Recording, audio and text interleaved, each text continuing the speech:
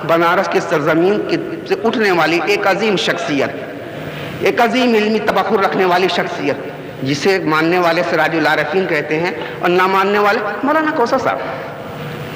مولانا کوثر صاحب نے لکھا ہے۔ ابے تو کیا جانے گا مولانا کوثر صاحب کون ہے؟ مولانا کوثر صاحب اپنے زمانے کی اس عظیم عبقری شخصیت کا نام ہے جو اپنے زمانے میں مرجع کی حیثیت رکھتے تھے،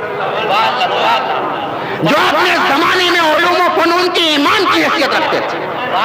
اس عظیم شخصیت کا نام ہے جن کو صرف آپ لوگوں نے نہیں بلکہ غیروں نے بھی مانا، جن کے علم میں تبحر کا اعتراف بڑے بڑے مخالفین نے بھی کیا ہے۔ ارے ایسے لوگ بھی ہیں جو کہتے ہیں ہم مخالف بھی ہیں، لیکن ساتھ ساتھ یہ بھی کہتے ہیں کہ اگر مولانا کوثر صاحب کی علمیت کا اقرار نہ کروں تو کوڑھی ہو کر کے مروں۔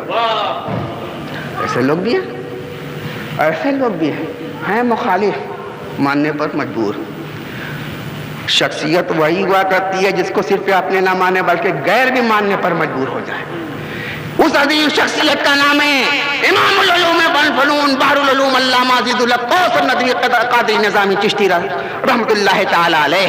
سرزمین بنارس پر وہ احسان عظیم کیا ہے انہوں نے کہ در حقیقت امام حسین نے جو جہاد کیا تھا اسی جہاد کا ایک حصہ انہوں نے ادا کر دیا اپنے قلمی جہاد کے ذریعے سے۔